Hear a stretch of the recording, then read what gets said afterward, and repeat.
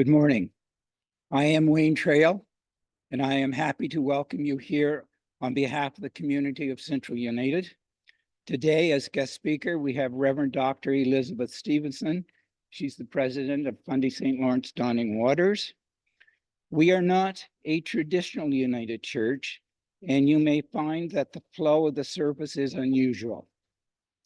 Know that you are welcome, and we invite you to participate in any way that is comfortable for you.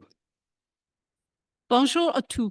Je suis heureux de vous présenter Wayne Trail et de la sortie le bienvenue en nom de la communauté de la Central United Church. Aujourd'hui, nous avons commencé à inviter la révérende Dr. Elizabeth Stevenson. Nous ne sommes pas une Anglaise unie et traditionnelle, et vous trouvez peut-être que le déroulement du service est inhabituel. Sachez que vous êtes la bienvenue et que nous vous invitons à participer à la manière qui vous convient et mieux. At this time, I'd like to call upon the Reverend Dr. Elizabeth Stevenson to bring greetings on behalf of the region of Fundy St. Lawrence Donning Waters.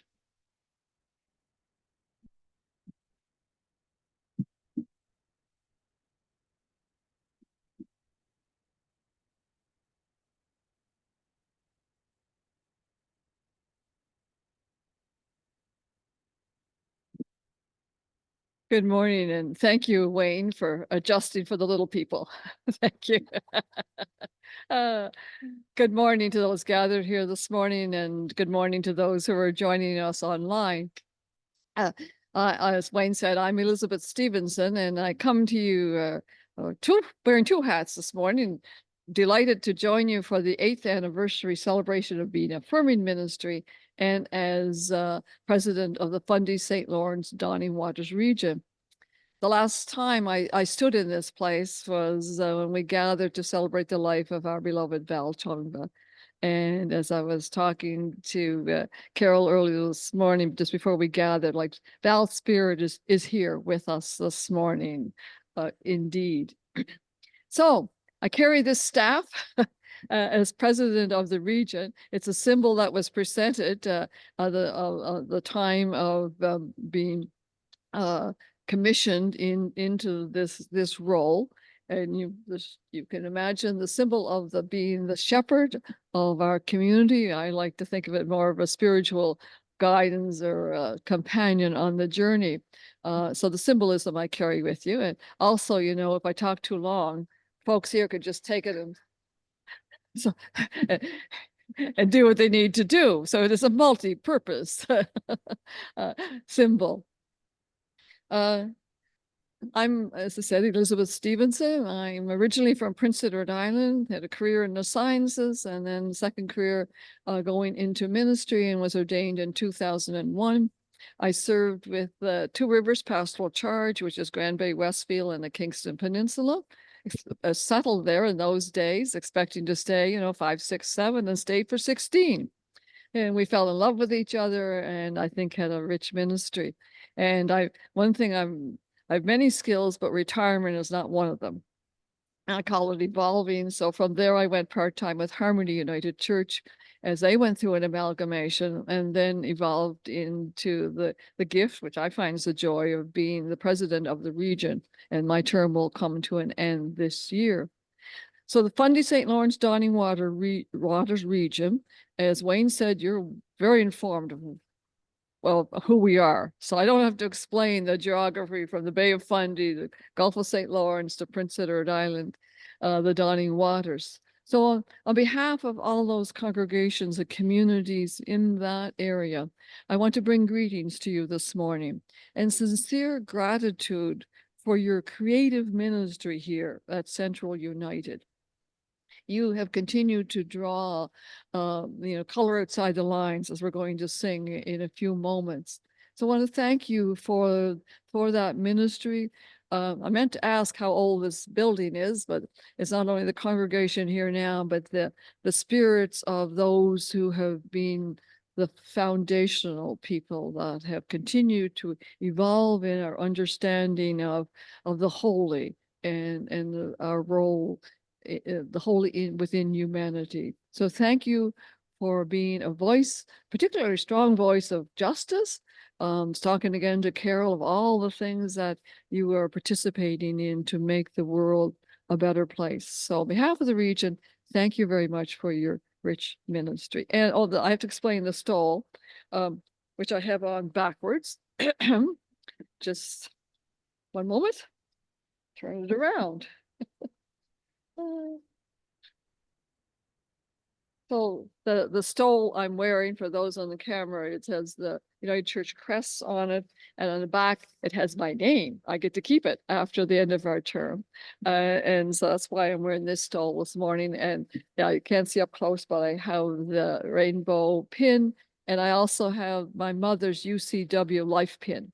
So my mom's spirit is with me on all of these occasions. So thank you. Back to Wayne.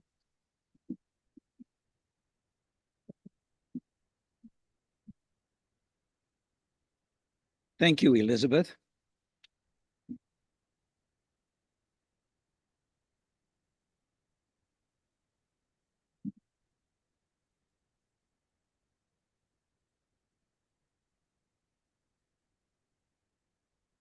Welcome, everyone. As we move into this time together, we first acknowledge where we are and who we are. We place a container of earth to remind us of where we are.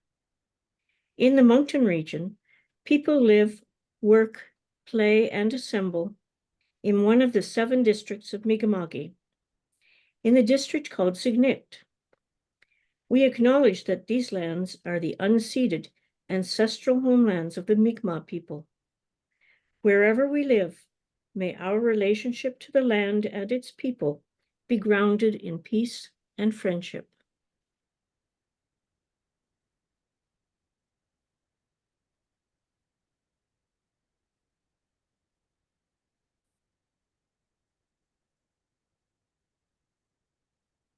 From earth, from water, our people grew to love each other in this manner.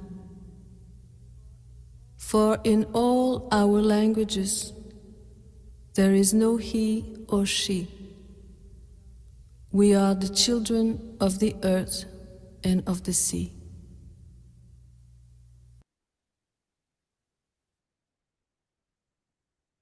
We light candles to acknowledge who we are. A rainbow candle is lighted, announcing that Central United Church is a safe place for all people to participate fully, regardless of age, gender, race, marital status, sexual orientation, gender identity, faith or no faith, ability, ethnicity, or socioeconomic circumstance.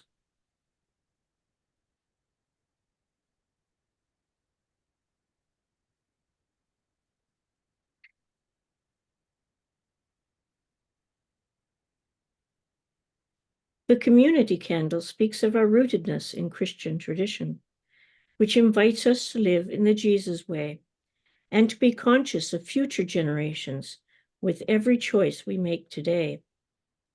What are we protecting and leaving for those who will come after us?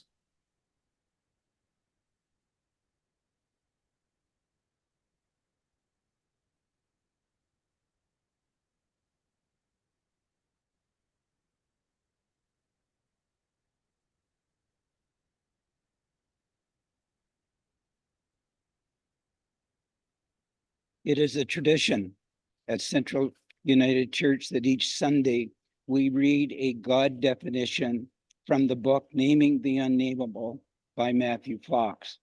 This morning, the God definition is number 56. God is the web of life.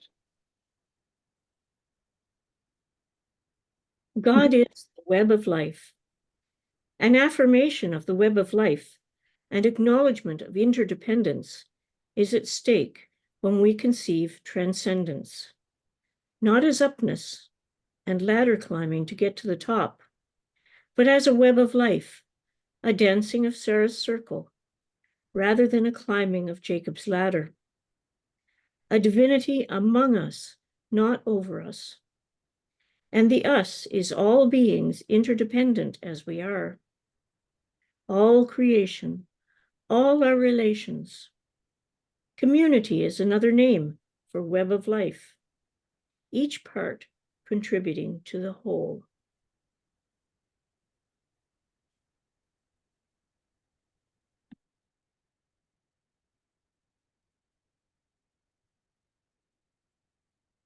What life have we if we have not life together? There is no life not lived in community, and no community not lived in celebration and praise. So let us celebrate the richness and diversity of life.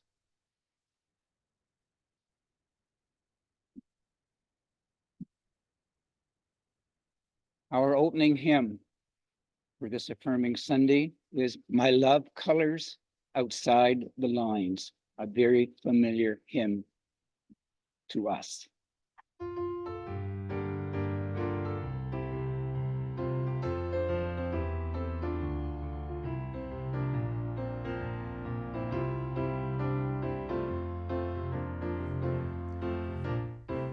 My love colors outside the lines, exploring paths that few could ever find, and takes me into places where I've never been before, and opens doors to worlds outside the lines.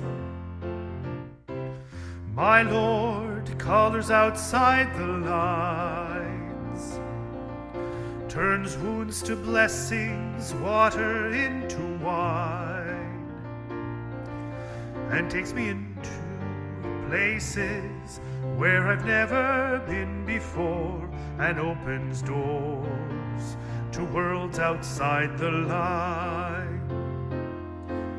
We'll never walk on water if we're not prepared to drown. Body and soul need a soaking from time to time. And we'll never move the gravestones if we're not prepared to die and realize there are worlds outside the lines. My Lord colors outside the lines, turns wounds to blessings, water into wine, and takes me into places where I've never been before, and opens doors to worlds outside the lines.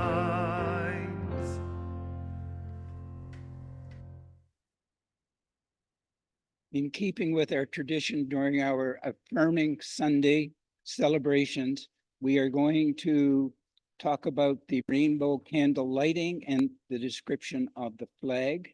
Claire is going to do the reading, and Elizabeth is going to do the candle lighting. Welcome, everyone, to our 8th anniversary celebration of Affirming here at Central United Church. And we're so delighted to have Reverend Dr. Elizabeth Stevenson with us. It's so nice. And we hope you're all having a good day. So we're going to talk about the colors. The first candle is the red candle. And this flag, the red in the flag represents life. This makes sense if you think about how blood is red and how often blood is thought of as a vital life force of the body. Red also represents passion among many cultures, and passion is ideally where life originates from. The orange candle represents healing. As a color, orange is believed to be fun and celebratory color. Fun and celebration are both healing activities.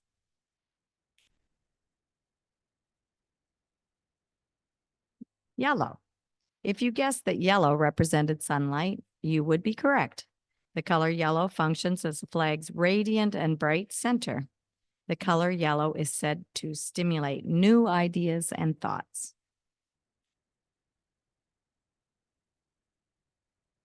And green. So there's so much green in nature, which is what this color and the original pride flag is meant to convey.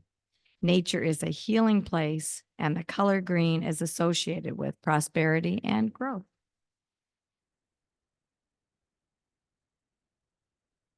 Indigo. The indigo or blue in the original pride flag was for serenity. Little is more important than the ability to feel calm and serene. Blue is known as a relaxing color that soothes the soul.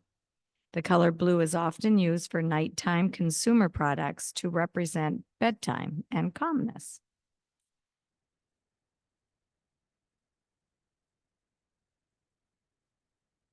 Violet, the last color, violet or purple, represents spirit. Purple is often thought of as a regal royal color that on its own denotes pride. Like blue, purple is considered a calming color, but rather than being associated only with calm, the color purple connects us to the spiritual realm.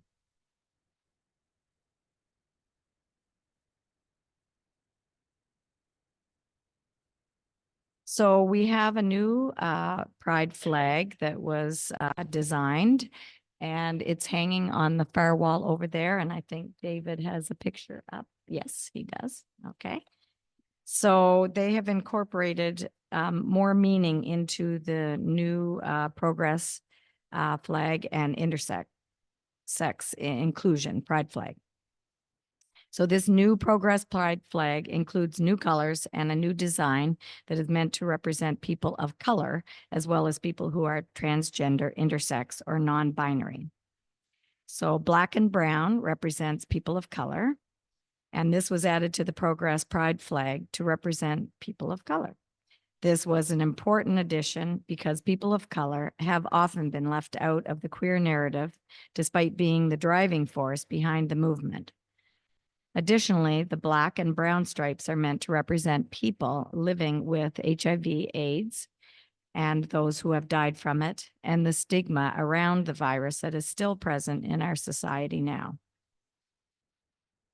So there's color placement and a new shape. The word progress in the new flag isn't only about adding the new colors to it. It's also because of the shape, which differs from the original design of horizontal stripes only. It now shows the white, pink, and baby blue, black, and brown stripes in a triangle shape with the old 6-color rainbow stacked next to them. In this rendition, we see here a purple circle superimposed over a yellow triangle has been added to the chevron on the left half of Quasar's design, an homage to the popular 2013 intersex flag designed by Australian bioethicist and researcher Morgan Carpenter. So the intersex community uses the color of purple and yellow as an intentional counterpoint to blue and pink, which have traditionally been seen as binary and gendered colors. So there's a deeper meaning behind this circle also. Carpenter explains that the symbol of this circle is about being unbroken, about being whole, and adding that it symbolizes the right to make our own decisions about our own bodies. Thank you.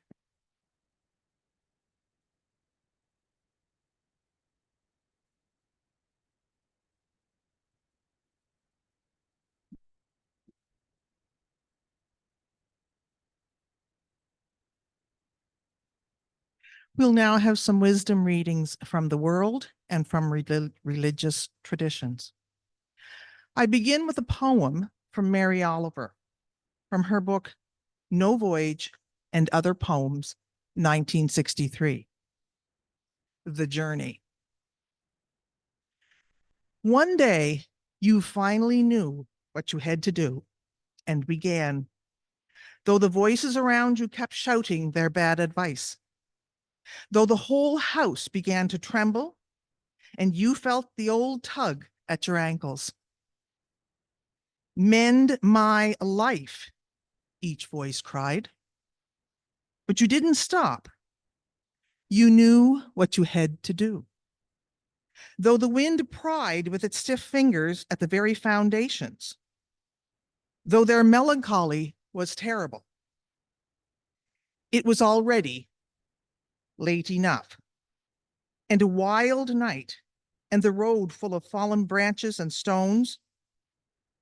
But little by little, and as you left their voice behind, the stars began to burn through the sheets of clouds.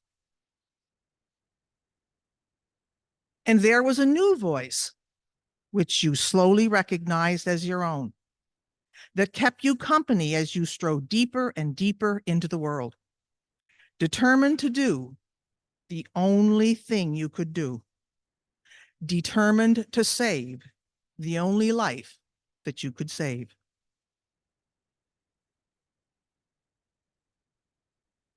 And now I'll read from Luke chapter 24, verses 13 to 21 and 28 to 31. The road to Emmaus. That same day, 2 of them were walking to the village Emmaus, about 7 miles out of Jerusalem. They were deep in conversation, going over all the things that had happened. In the middle of their talk and questions, Jesus came up and walked along with them, but they were not able to recognize who he was. He asked, "What's this you're discussing so intently as you walk along?" They just stood there, long-faced, like they had lost their best friend. Then one of them, his name was Cleopas, said, "Are you the only one in Jerusalem who hasn't heard what happened during the last few days?" He said, "What has happened?" They said, "The things that happened to Jesus the Nazarene. He was a man of God, prophet, dynamic in work and word, blessed by both God and all the people. Then our high priests, leaders betrayed him, got him sentenced to death, and crucified him. And we had our hopes up that he was the one about to deliver Israel." They came to the edge of the village where they were headed. He acted as if he were going on, but they pressed him. "Stay and have supper with us. It's nearly evening, the day is done." So he went in with them, and here is what happened. He sat down at the table with them. Taking the bread, he blessed and broke and gave it to them.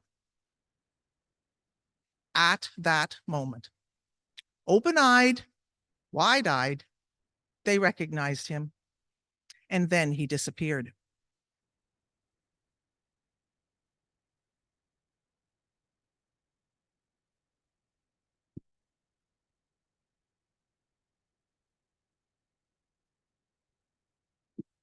Thank you, Sheila. Our second hymn, another familiar one to Central United, "Draw the Circle Wide."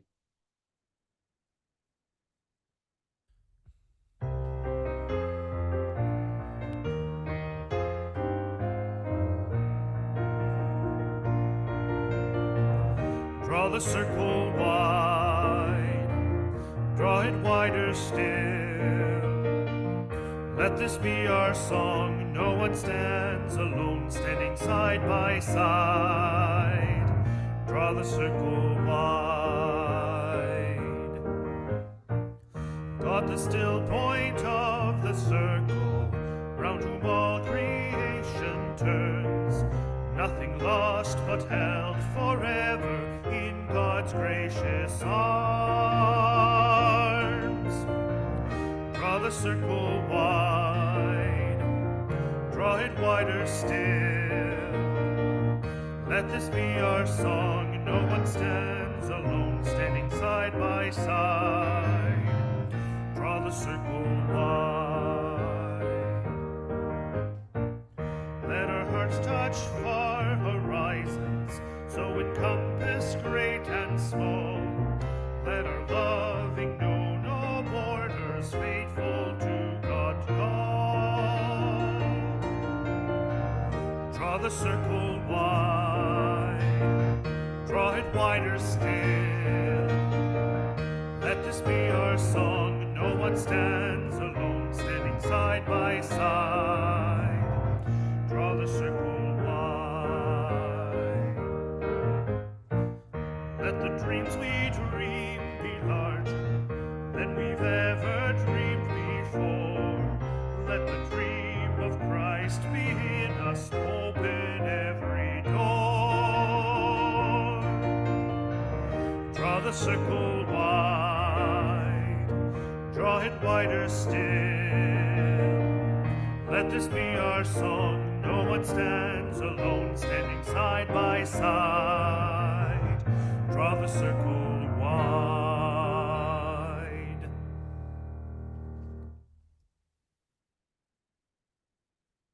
I now will call upon Dr. Stevenson for her reflection.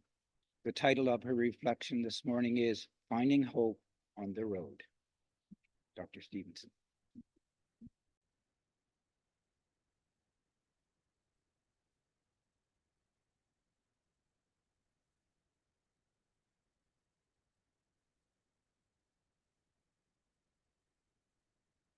Well, hello again. And my last placement, one of my friends there in the first gathering, she gave me these 3 tips on preaching. The 3 B's, she said. Be brief, be brilliant, and be gone. I don't know if I can be brief nor brilliant, but I will be gone. I hope you're watching. You know who you are. What I shouldn't say watching, joining us in worship, because we were out there, we can participate in worship here in person or, wherever we are. Spirit is there. Please pray with me. Holy One, like a gentle breeze, open our hearts, open our imaginations, so that the words of my lips and the meditations of all our hearts may be acceptable in thy sight, O lover of all. Amen. Today is a day to celebrate 8 years of being an affirming ministry. And I read online, of course, where all our information comes from, that the symbol for an 8th anniversary is bronze. And bronze is a blending of copper and tin. And so thinking of affirming ministry, I'm thinking of and also it's bronze is a symbol, biblical symbol of strength. So it seems appropriate for this 8th anniversary that bronze would also be a symbol of a blending of diversity. And in our blending of diversity, we are stronger and the world is better because of it. Several years ago, you began the process to becoming affirming, and you did the work and you received the certificate. And today we remember and we celebrate that anniversary. And while we celebrate, we remember that the granting of the affirming status and this 8-year celebration are the punctuation marks. It is the story of ministry in the ordinary acts of ministry that truly, in between those punctuation marks, that truly makes you affirming. And that's what we celebrate today. It may be a bit like the solar eclipse we saw this week. I don't know how many of you took advantage of getting out there. And I live outside of St. John on the Kingston Peninsula, where we were not in the path of totality. So I packed up my 2 grandsons and we drove up to King's Landing, where we would be in the path of totality. Don't you just love that name? The path of totality, And before last Monday, I'd never heard that phrase. But it's a phrase that will stick with us, and anyone who experienced it, that whole sense of the path of totality. I think that's a whole sermon for another date. But in that occasion, everybody, for that 2 or 3 minutes or wherever you were, we all paused and we all looked skyward. You know? And young or old, we gasped at the wonder of it all as day became night and then night became day again. As the corona came and left, and no matter your age, young and old, we gasped, we were filled in awe. And I must say, my 2 grandsons, 14 and 10, it's rare that they jump with joy these days, to physically jump with joy. You know, they are exuberant when they're playing their video games, but to really be, they literally jumped with joy and excitement. I don't know if they'd say with joy, but I was there and with wonder at this gift of creation. And also that that moment, which I choose to call it a holy moment, it helps us, a holy moment of being in wonder at the awe of creation. I hope that it helps us be in wonder at the awe of creation every day, whether we're walking down the streets here in Moncton or taking your dog for a walk in the park or being in wonder at the crocuses that are starting to open up in all their glory.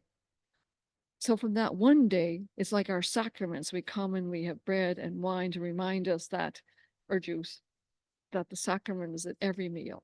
Anyway, I digress, which I tend to do. So bear with me. So think of our worship together as being, you know, something similar. We come for this hour together on a Sunday morning or whatever to gather, to have a sense of the awe and wonder of the holy, and that we will leave this place like we leave the solar eclipse, a little more filled with that grace that will carry us through tomorrow and the day after that, and the day after that, and into the future. As Mary Oliver wrote, as Sheila read so eloquently, and thank you, that poem for the journey, she began, "One day you finally knew what you had to do, and you began, though the voices around you kept shouting their bad advice." Mary Oliver. But you didn't stop. And we give thanks that you didn't stop, and we're here today to celebrate 8 years of affirming ministry. We give thanks that you continued the journey and continue today. For as you know, affirming is not a graduation. It's simply a beginning and a commitment to keep on coloring outside the lines, exploring paths that few will ever find, as we just sang, to keep on coloring outside the lines that society will impose, to keep on listening where spirit is leading, to keep on asking questions of who might be missing from the table. As you know, affirming is about putting our light on a lampstand and being pi, a public, intentional, and explicit, about publicly declaring how we choose to be a community where all people are welcome and affirmed for who they are. It's about making a commitment of being intentional about evolving in our understanding of creation and the place of humanity in this wonderful world. Your vision statement that I read online tells a wonderful story that all people are beloved of God, you say, and that rooted and nurtured in the teachings of Jesus of Nazareth, we, being Central United, are rethinking the Christian story. You say you are committed to being a safe community where the dignity and worth of all persons is affirmed.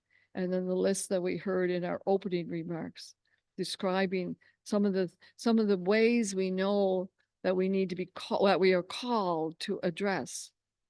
And you have lived that vision with continual study, providing opportunities to learn and grow. Like, for instance, this morning, explaining the symbolism of the progressive flag. Yeah, I didn't know all that till I read your liturgy. And the list of activities that you have taken part in and will continue to do that are on your website is amazing. Movies, conversations, parades, addressing issues before us now, from bullying to reconciliation, racism, to peace in the Middle East and beyond. And those are the things we are aware of today. Imagine what your grandchildren or your nibblings may add to the list, things that we have never even thought of today. For indeed, we confess that we don't know it all. I don't. And we confess that Spirit will continue to challenge our worldview in the way that things should be. So we need to teach that kind of God, the God who weeps when people have inadequate mental health care, the God who weeps when refugees are sent away, the God who weeps when 2S LGBTQIA plus people are treated as third-class citizens. We heard in the reading from Luke, this one of the resurrection stories in the Gospels, about two travelers who are on the road to Emmaus, two people who have lost hope, and they lamented, "We had hope." Can you imagine the number of people who might be like those travelers on the road to Emmaus who have lost hope today? For Emmaus could be the road we walk when someone says you don't belong.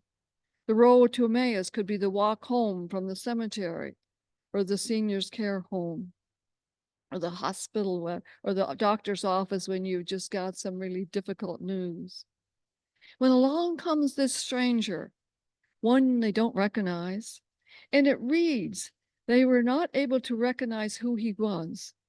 And when I was reflecting on this scripture for this morning, that phrase caught me in a new way that it hadn't before. It caught my attention, and I wondered, they were not able to recognize who he was. And I wonder what in their life story had made them not able to recognize the holy in their midst. What might they have experienced? I wonder what maybe not good enough messages they had absorbed, making them unable to experience the holy. So they walked along, they talked, and they listened. And then they had supper together, and they broke bread together. And in that sharing of the meal, they realized that they were in the midst of the divine. The prayers and doxologies are nice, and creeds have their place, but it is the sharing of food and where we meet the divine, one of the ways. Placing sustenance into the hands of others and into the hands of each other is how the holy is made known to us, one of the ways. So thinking of your affirming ministries and the many times you have been that one to walk along beside others, beside someone who has given up hope in being accepted, giving up hope in being loved, giving up. And you came along beside them and said, welcome, come to our table. Let's break bread together. Let's learn together. And through your loving actions, hope returned and life was worth living. And they and you found hope on the road. And the whole distance to Emmaus becomes a place of finding hope. And if you ever need reassurance about the need to go public about becoming affirming, let me tell you a story, a true story. A friend, Beth, from an affirming congregation, was at the local hospital in St. John. This is pre-COVID, I have to say. The rules have changed dramatically. And she, who had undergone heart surgery herself and just is a beautiful person that you just think, oh, I could be like her after I have my surgery.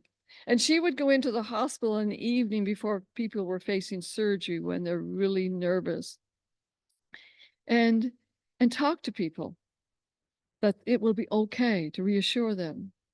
Things were as usual, except for one patient. And the nurse quietly got Beth's attention and beckoning to her to come over to a quiet corner. And in a hushed voice, the nurse proceeded to explain that Beth would meet someone different with this next patient scheduled for surgery. They are transgender, the nurse whispered. And Beth said, oh, no problem. I am comfortable. I know what to say. And inside, she told me later, I was saying, Thank God for my church. You know? For just because we have been talking about affirming ministry, conversations as a congregation, and really, and indeed the Sunday before that, we had talked publicly about what the meaning of transgender as much as we know, and being bisexual. So Beth was at ease. Can you imagine the difference it made in the confidence of that patient heading to surgery in the morning to meet someone who was comfortable in their presence, someone who didn't have to whisper, someone who was not trying to search for words, someone who treated them as anyone else, someone who saw them as a child of God. And that's what affirming is about. And that's what we celebrate today, about going public, so we can have these conversations at Tim Hortons at the bedside, so that we can all find the language to have these life-giving conversations. For when you think of it, we can be tempted to exclude someone simply by not truly listening. The ongoing journey in being affirming ministry may be a re-knowing as we discover that all what we think we know is not all there is to know. So as we continue to gather in a community in worship, sometimes we gather in awe and wonder, and sometimes we come together because life is just so hard, and we are walking on that road of dashed hopes, and we have no words to pray and no songs to sing. We are just that empty. Then along comes the community, and hope returns. For sometimes it's the community that sings the songs we can't always sing. And sometimes it's the community that prays the prayers that we can't always pray. And sometimes it is the community that speaks the words of faith that we can have trouble speaking ourselves or even believing ourselves. So we come together and we let those words and the songs and the prayers wash over us. That's the way it goes with this creator of ours, who was forever walking along beside us, within us, listening and calling us to keep going on beyond, to go beyond all the truth that you think you know and discover more, to go beyond all the insights that you think you have and find more, to go beyond all the friendships and relationships that you have now and discover that there's more to be had, even in places with and among people you might never have dreamed of being with before, to go beyond all the ideas of who's in and who's out, who fits and who doesn't, to go beyond your comfort zone.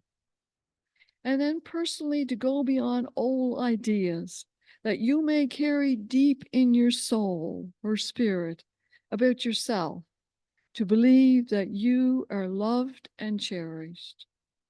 And that is a story worth celebrating and telling over and over again. Thanks be to God, we are not alone. Amen.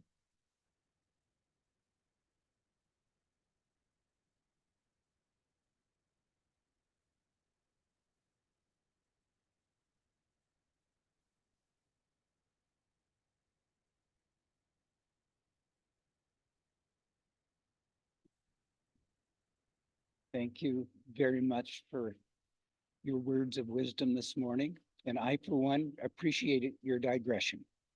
At this point in time, I call upon Sheila, and she's going to read from Galatians this morning. Sheila.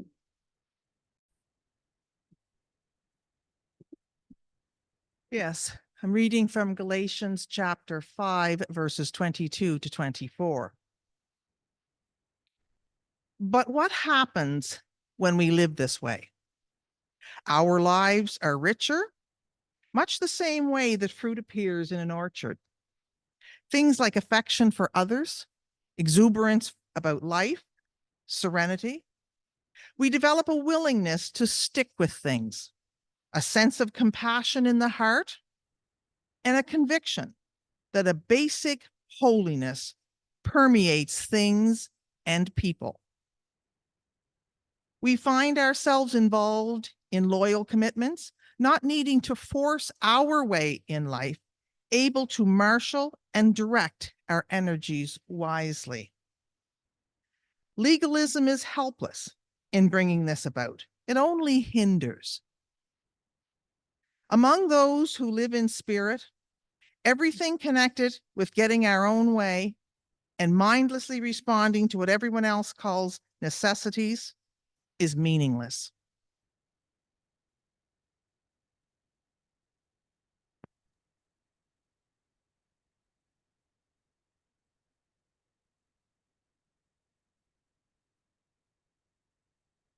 As a community, we bring our hopes, dreams, joys, and concerns to this place.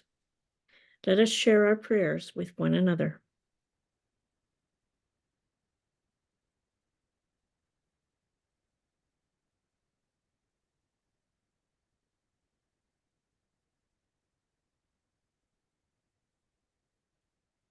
Carol?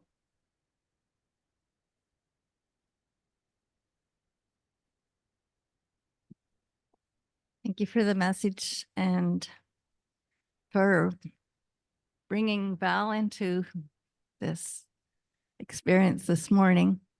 I was saying to Elizabeth at the beginning of the service, or just before the service, that when I was back in Ottawa and we were going through the affirming process at Emmanuel, it was Val who was feeding me all kinds of material and information that I was able to bring to our committee. And so when I got my shirt, that was a year after Central. So that was 7 years now back at Emmanuel. So gratitude for the people who've gone on before us and who continue to hold us and inspire us. And I'm thinking today of the McDonald's, Jim and Debbie and Callum and Abby as they're celebrating the life of Diane. And again, none of us know how other people touch us, but they touch us very deeply. And again, it's community that comes together and embraces us when those tears are clouding our ability to see. I guess my prayer this morning is again for the people in the Middle East. Yesterday, we had a very, very deep and meaningful pilgrimage for the people of Gaza. And on the news today, the whole region is probably just in terror of what's going to happen. Why did Israel go and, do what they did in Damascus at the Iranian embassy? Why did they do that? Were they trying to deflect attention away from Gaza and something else? Or were they just trying to poke the bear? And now we've got another more expanded situation. So as Israel pokes the bear and then goes running behind Daddy Biden and the others to say, oh my goodness, what's going to happen next? Everybody is on tenterhooks wondering now what's going to happen next? But my prayer remains with the people of Gaza who are starving, who are displaced, who are maimed, who are in mourning for the people who have been slaughtered, children who are orphaned. So in the midst of this dreadful turmoil, let's keep praying for the people of Gaza. Thank you, Carol. Dave?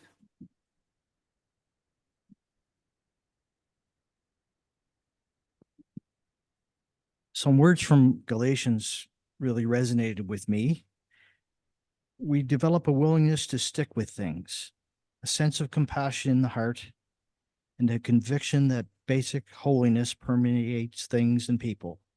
We find ourselves involved in loyal commitments, not needing to force our way in life, able to marshal and direct our energies wisely. I'm thinking of Reverend Dr. Eldon Hay today, who planted a seed with us many, many years ago, which eventually led to our amalgamation process and our affirming process, and to this anniversary today. And throughout our journey, one of the things we learned was, for a small group, we can get so much more done with partnerships. We learned that in this building, using this building. And similar to partnerships is, I think, allyship, being an ally to groups out there like River of Pride, and particularly the transgender community and what they're going through.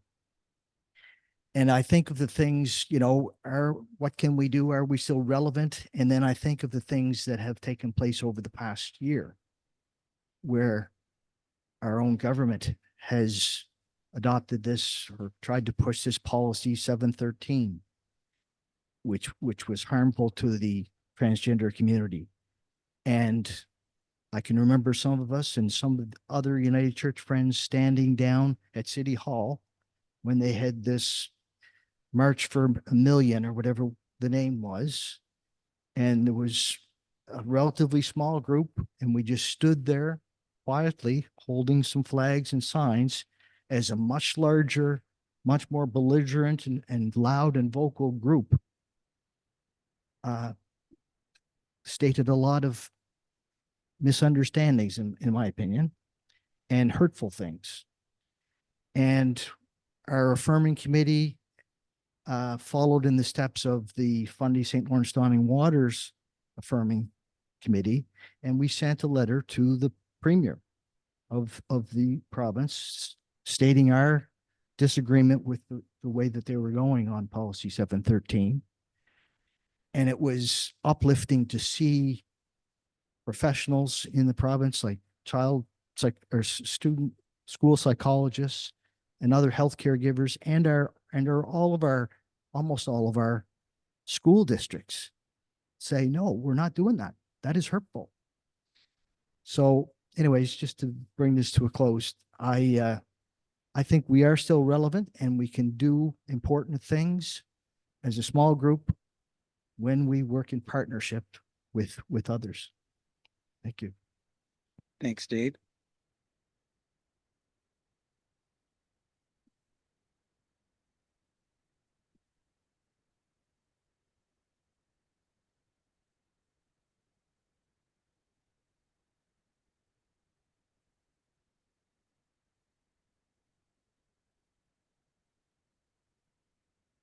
Any additional sharing of hopes, dreams, joys, and concerns this morning?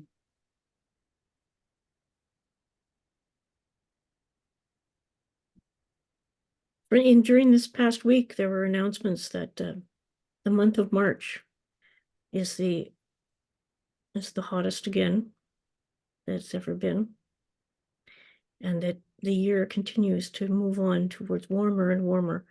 And much as we've enjoyed the few days of warmth that we've had in April, which is rather unusual, it worries me that the summer that's coming might be quite brutal in many areas.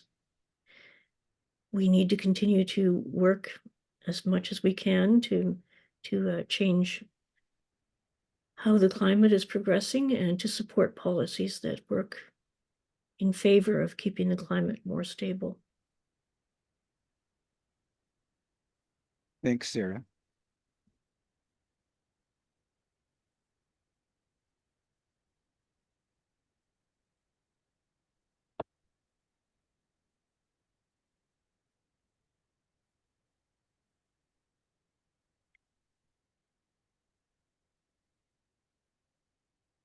For each hope, dream, joy, and concern, uttered aloud or in silence, and for each human one denied the freedom to express their own truth for fear of discrimination or condemnation, we light a candle of care this day.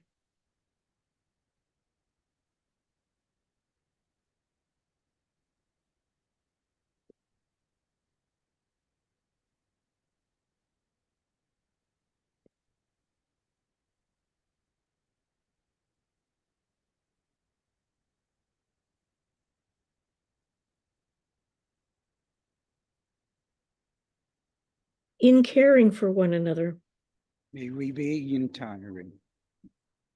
in challenging one another, May we be respectful.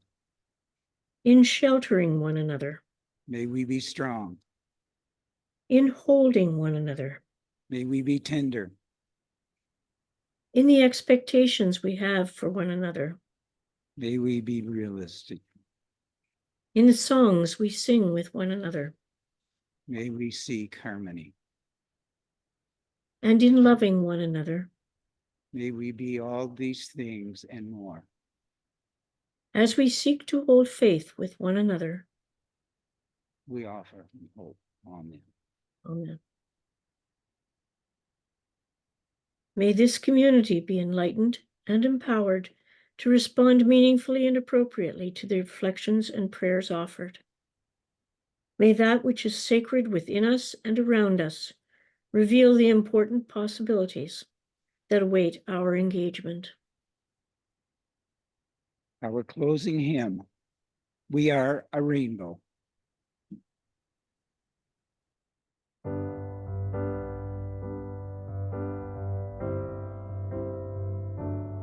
We're the light of all the world. We are a city on a hill. We're a candle on a stand proclaiming light. We will not hide our lamp beneath a bushel anymore. We will shine a ray of hope that's burning bright. We are a rainbow, sign of covenant and peace, for the flood of tears will finally cease to be. Come shine your rainbow, splash your hues across the sky, paint the world in colors, proud and bold and free.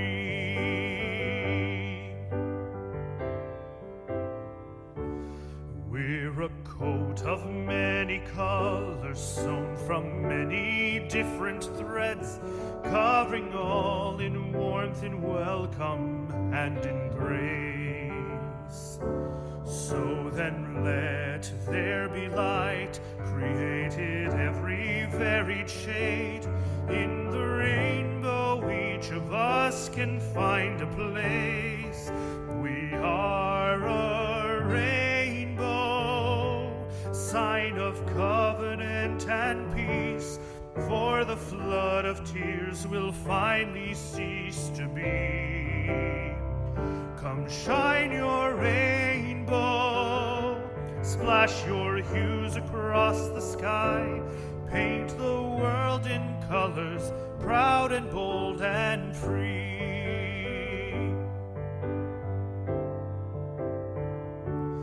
We are hope to still believe in tomorrow's better day. We are peace in a world that's torn apart. We are joy that will last in all the struggles that we face. We are love that blooms and grows in every heart. We are a rainbow, sign of covenant and peace, for the flood of tears will finally cease to be. Come shine your rainbow, splash your hues across the sky, paint the world in colors, proud and bold and free.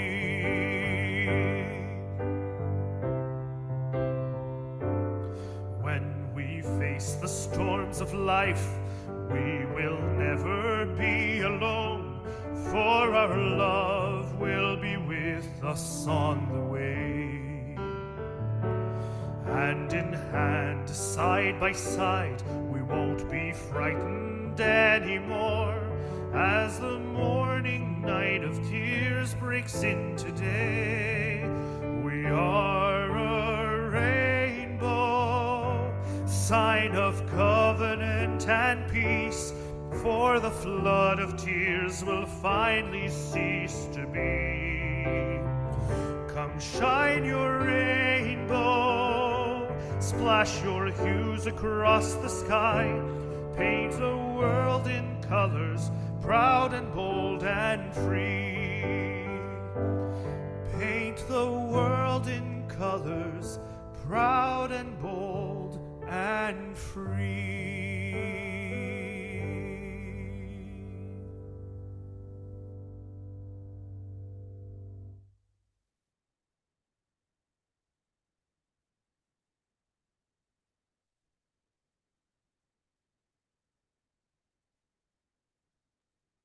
Time has now come for us to leave this sacred space.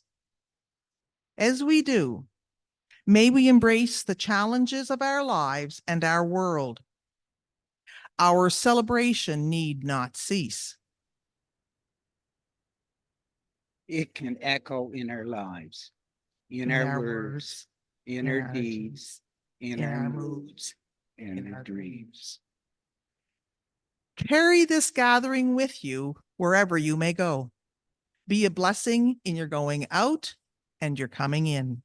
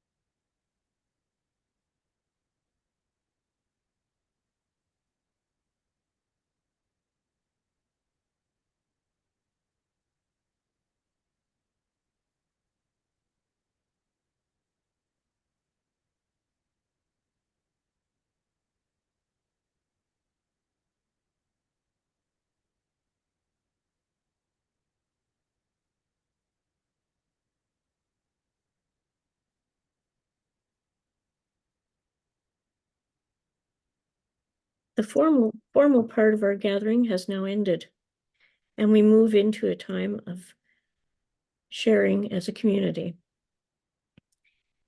All of us have different schedules and requirements. If you have somewhere you need to be, please feel free to leave at any time. Are there any announcements to be made this morning, in addition to what was included in Friday's email?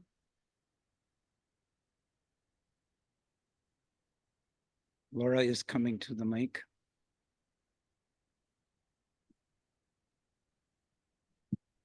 Good morning. This is a message that was sent to us from Jim, Debbie, Caleb, Abby, and Brandon regarding their thanks to Central's congregation for all that they have done and reached out since the death of Diane.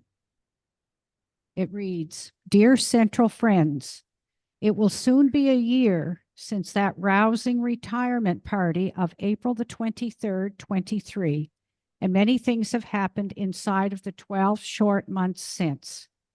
There have been ups and downs alike, but our biggest shock in the past year occurred 11 days ago on Wednesday evening, April the 3rd, when our beloved daughter-in-law, Diane Churchill, died very suddenly without any warning whatsoever, shortly after her workday had drawn to a close.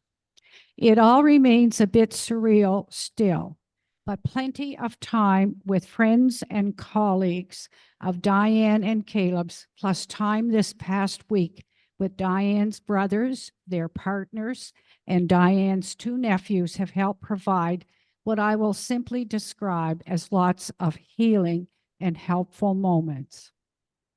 The reaching out of Central members soon after this happened, and the delivery last Sunday of a congregationally signed card and food by Dennis Livingstone and Laura Whitmay also let us know we were being remembered and thought of by all of you in the midst of this tough moment. Thank you to everyone for being the community that you are. All that you've done has been so helpful and very much appreciated. Jim, Debbie, Caleb, Abby, and Brandon. And also just to add that this afternoon from 2 till 6 is a celebration of life gathering at St. James Gate, 14 Church Street, just next door, for the celebration of the life and meeting with the family of Diane, all of her family. So it is open to everyone that would like to be a part and see the family. So thank you. Thanks, Laura. I have additional information that I'll pass along as well, that Caleb sent out on his Facebook last night. From 2 to 4, we'll be meet and greet the family with music. And then from 4 to 6 will be the presentation of speakers and whatever else they're going to do at this particular moment in time. So I just pass that along to you.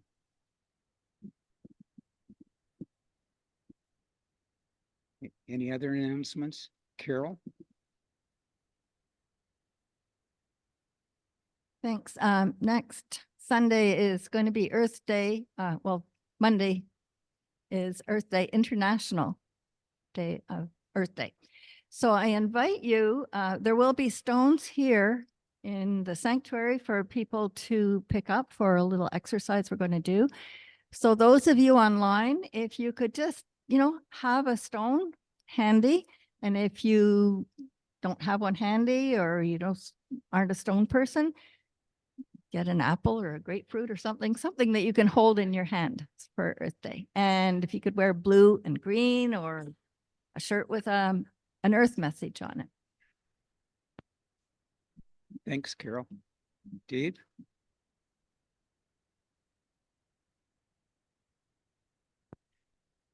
Diana couldn't be here today, but we wanted to remind everyone about our collaborative ministry vote that's coming up on the April 28th.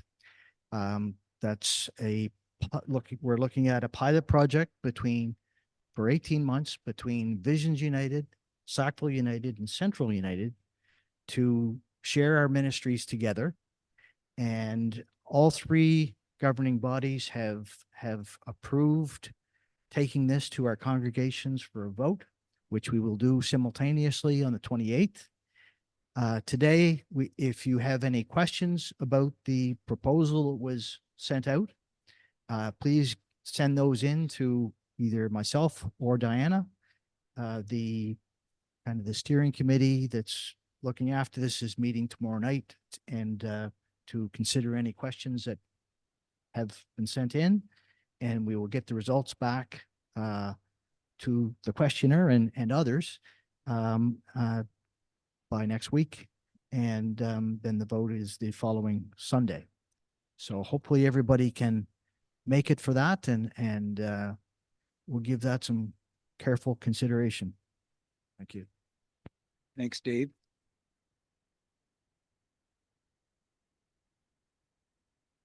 Any other announcements?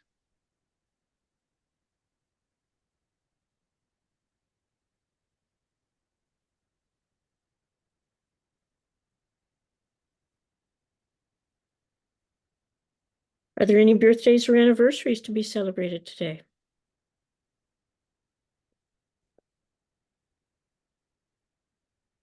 Well, here comes one.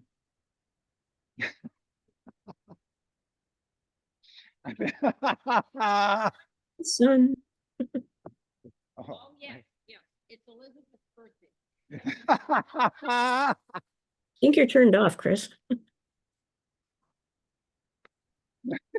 So I will tell you, when Mark was born on May the 10th, 1990, I heaved a huge sigh of relief. It was the 10th day of the 5th month, 1990. I thought, thank God I'll remember that.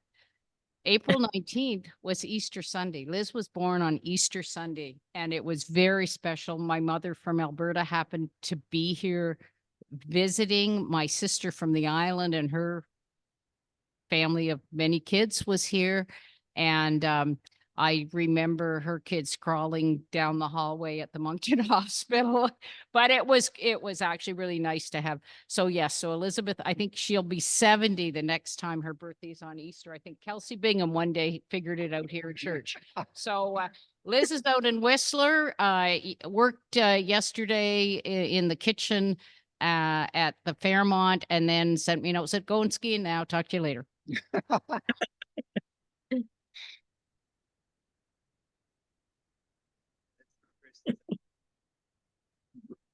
Sounds like a real family affair. Mhm. Great. Dennis, I think you should do the singing here. Yeah, I forgot about Anybody the happy else? birthday. No other birthdays? No other anniversaries? Guess you're on. Sure. Happy birthday to you. Happy birthday to you. Happy birthday, dear Elizabeth. Happy birthday to you and many more. Thanks, Dennis. And don't forget Wednesday's coffee club at Inclusio at 10:30. So early for coffee? My goodness. Stories of the week just passed.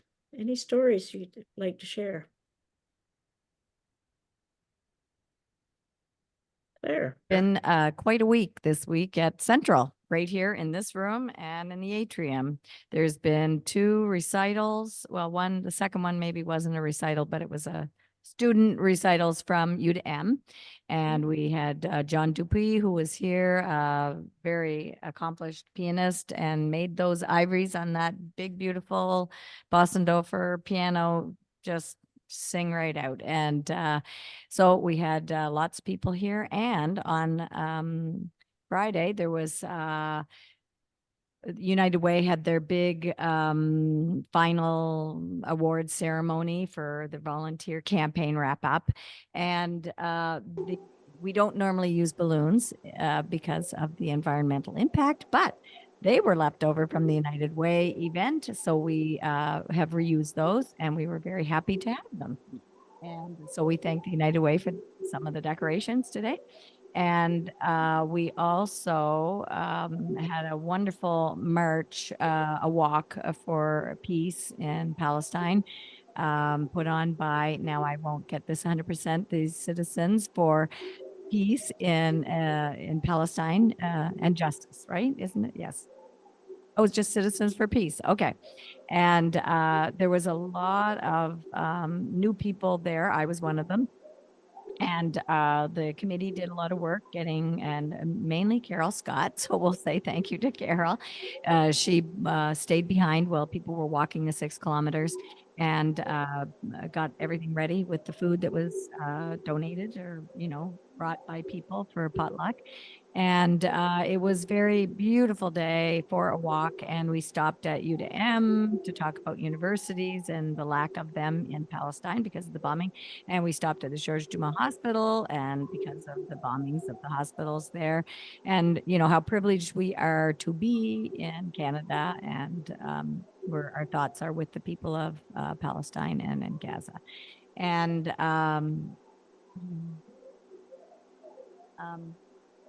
it was, and afterwards we gathered for food, as you said. It's a lovely way to meet new people. And some of these, I met up with some people that I did know from other places. And then I had my food with some young people.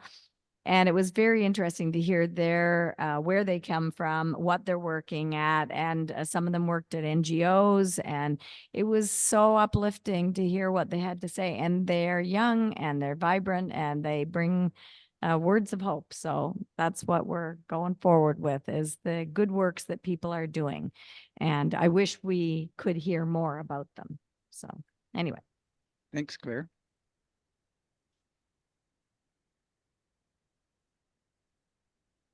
Aha. Chris. I just want to say we had a wonderful day yesterday. We went to a wedding of a family that many people here know well, Kathy and Albert DeWitt's son, Josh, and his partner, Maria, got married at St. Augustine's, and we had a lovely reception at the Rotary Lodge in Centennial Park.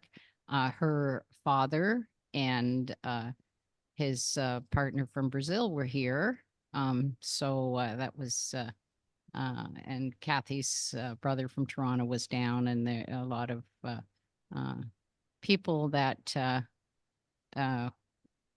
we were, turns out, people you don't know, who know people you don't know, Does that sound a little bit like a local maritime thing? I always said that Americans, I remember many years ago, an American tourist saying to one of my friends, y'all know each other up here. I still think the degrees of separation are not as big as maybe in some other parts of the world. Thanks, Chris. And Carol.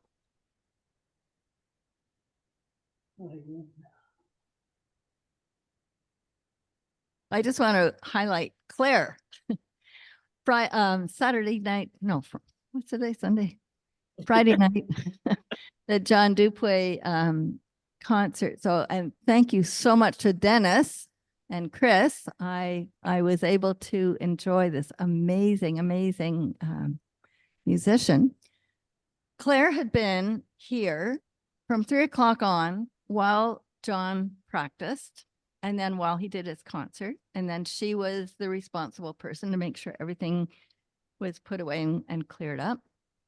She came back the next morning. No, before that, she's hauling tables from here down to the atrium and setting them up, and round tables to set up for our potluck. Although she had been like putting in hours of work, there's Claire. And Diana Doucette also hauled one of the tables. I picked up one. I thought, I can't lift this. Claire's just tripping down the stairs and sets up the tables and pulls out the round tables and sets them up. Not only that, she showed up for the Pilgrimage of Lament.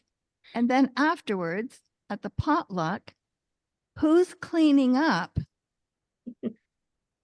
Claire is cleaning up, bringing stuff up to the kitchen and washing up dishes, and just, I don't know anybody that just pitches in like you do, Claire. And I just want to acknowledge that and thank you profusely. Rebuttal to that. There are a lot of volunteers in this organization and beyond, and I'm not the only one. So thank you to Laura, who does a lot, and Wayne, and I mean, everybody here does a lot, and you, Carol. Thank you. Thank you. Yes, we are a community for sure. And you mentioned sitting with people that you hadn't met before. And I just wanted to highlight yesterday, yes, it was Citizens for Peace who gathered the event and put it on, Audrey included, of course. But we also had people from Acorn who came. We had people from the Climate Justice Coalition who came. We had people from Central United, of course, and Development and Peace. So really the ripples of activists are starting to coalesce and know about each other. And I think that is absolutely fantastic. So, and we also had moved the Pilgrimage of Lament, instead of having it during Lent, which would have would have been, as it's been across Canada, we waited until Eid, until after Ramadan, so that our Muslim friends, because half our group are of the Arab diaspora. And it's just so beautiful to see that collaboration of people getting to know each other, and more than that, getting to love each other. So but thank you, Claire. And thank you, Dennis and Chris, for the evening, all of you. Marcia?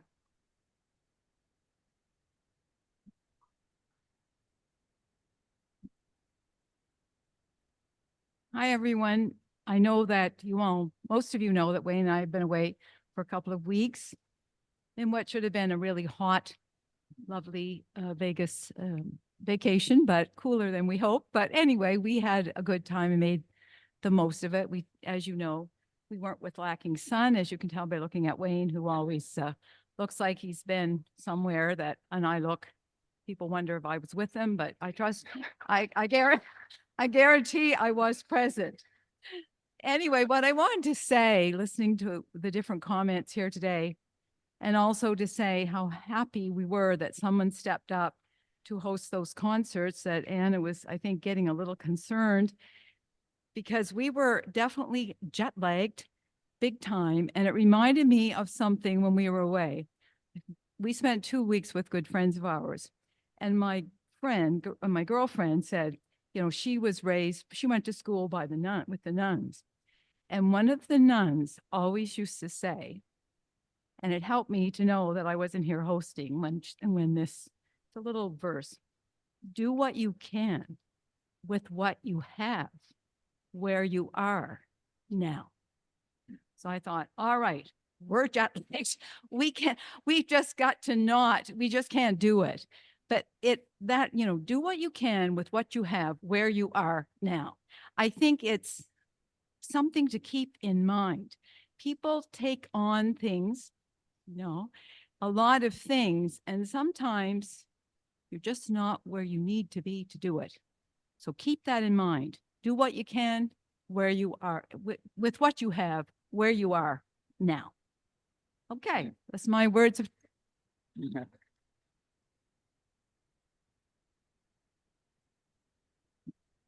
Dave? Oh, for goodness sakes. Just a couple of quick updates here. One is, as you know, at our annual meeting, we approved funds to repair the stair out here, exterior stairs. We received our municipal heritage permit this week. So that's good to go. The next thing will be the building permit, and off we go. Second thing, community hub, youth hub project, which is being headed up by the United Way. I met with Debbie this morning. She wanted to look at a wall that they want to remove. And she told me that CMHA, Canadian Mental Health, was through recently. And they're excited about this. And they're hoping to have this project up and running by November of this year, which will take 2 more floors on this side of the building. United Way will have the entire west side of our building under lease. So that's awesome. Oh. Well, we'll go back a few years when we made the comment. Behold, we do a new thing. And we are continually evolving. And on that note, thank you very much for coming. Have a great week. And just a reminder that there appears to be